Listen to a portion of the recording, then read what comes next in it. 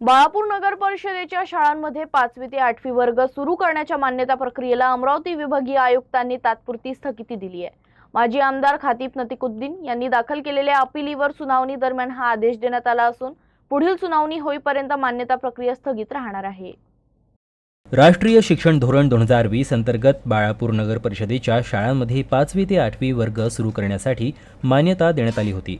मात्र या निर्णयाविरोधात माजी आमदार खतीब नतीकुद्दीन यांनी विभागीय आयुक्तांकडे अपील दाखल केली होती।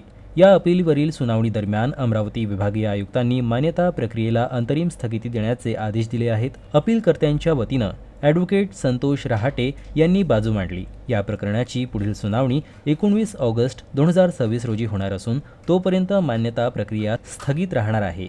प्रशासकीय कारणांमुळे सुनावणी पूर्ण न झाल्यास ही स्थगिती पुढील तारखेपर्यंत कायम राहील। या आदेशाची माहिती संबंधित शिक्षण विभाग आणि बाळापूर नगर परिषद प्रशासनाला देण्यात आली असून आवश्यक कारवाई करण्याचे निर्देशही देण्यात आले आहेत।